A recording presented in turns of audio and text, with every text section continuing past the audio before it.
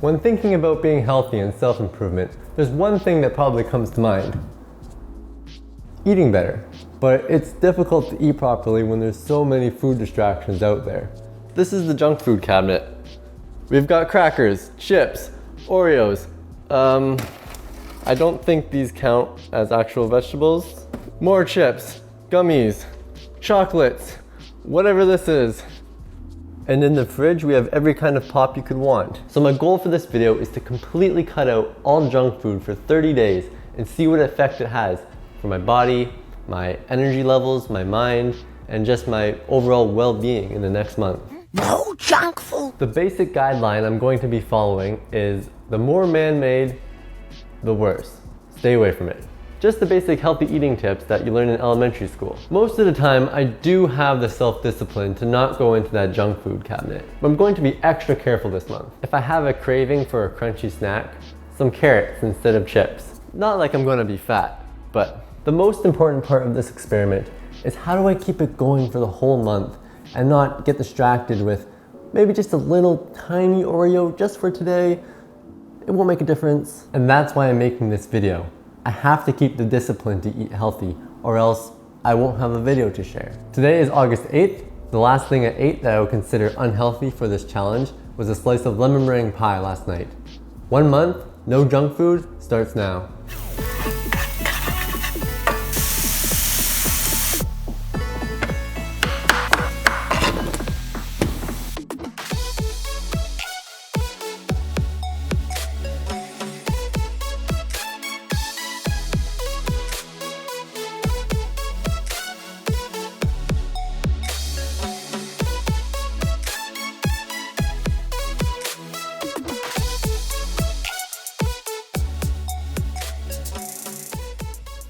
So I'm now 1 day into this no sweet treats experiment, and so far things are okay.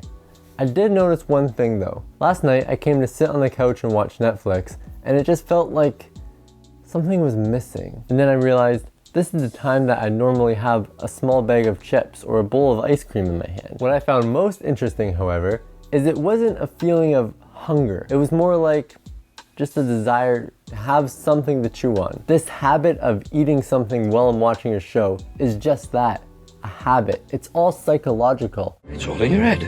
It's all in your head. I found this really interesting. I believe this is a habit I can break. I don't need to have a bowl of ice cream. So today it's around the same time, around 9:30, and I'm getting the exact same feeling, except I think it's stronger today. So I've just been sipping on some green tea, and it's even better than a bowl of chips anyway.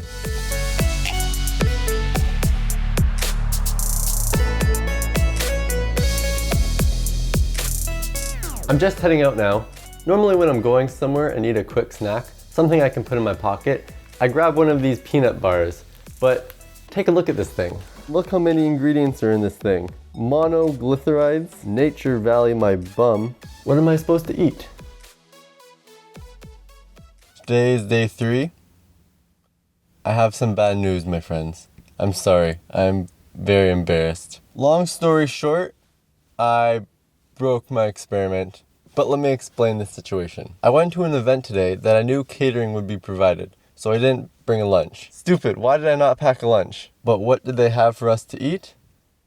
Pizza. That's it. I can totally skip a meal, that's no problem at all.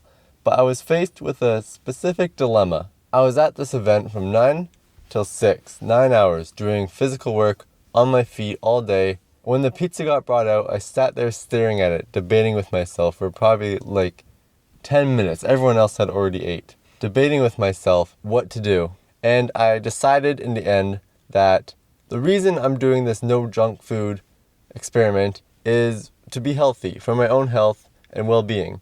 And it would not be responsible or healthy to myself to pass out and hit my head in the middle of the day from not eating. So I had a couple slices of pizza and I just feel awful. I feel gross and greasy and really just overall disappointed in myself for breaking my experiment and not bringing a lunch. But I learned something today. If I'm going to go somewhere, bring a simple sandwich, whole wheat bread. So we have a little bit of a setback. I have some good news though, that I turned down some ice cream bars today, which is a big deal for me because I love ice cream. I love it here at the ice cream shop. It didn't make up for what happened, but it's good news.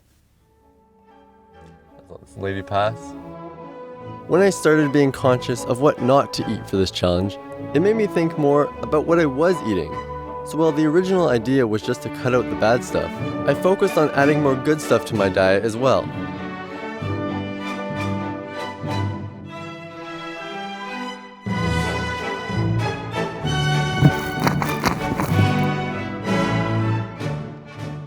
I'm 1 week into this month now, this long month, and today especially, I'm feeling very drained of energy. I actually didn't realize how much I go to eat unhealthy things throughout the day. I keep going to have snacks and then, nope, not allowed to do that. Muffins? Nope, not really. Nope. Slowly, my habits began to change. Instead of Doritos, a bowl of veggies became my late night snack, and a part of my day I would look forward to.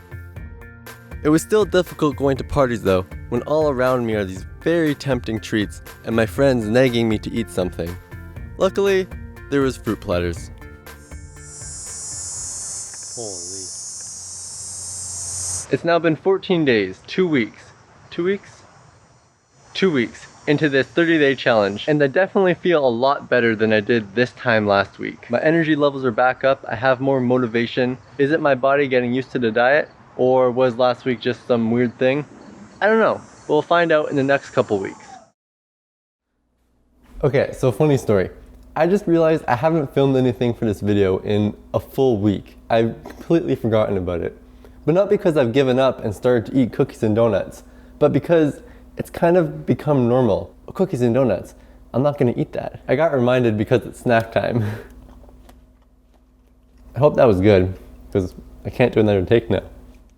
That was an attractive face.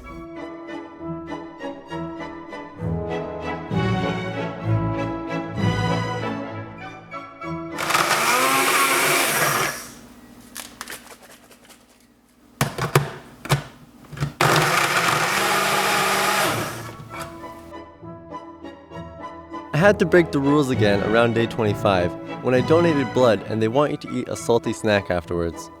We'll call this an exception to the rule. At the beginning of September, when I moved back to college, I knew there would be a number of new challenges.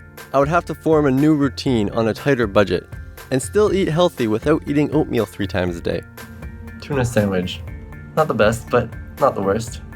Luckily, I have a meal plan, and while it can be easy to just get pizza every day, my school has a lot of healthy options and often changes the menu to keep things interesting. So I think this is going to actually be easier now that I'm back in school because I'll eat more purposefully just at meal times. I don't like to keep food in my room because I know I'll just end up eating it when I'm bored. For example, this morning I got a thing of pistachios and thought, okay, I'll eat them throughout the week as a snack. Well, I ate them all. Oops.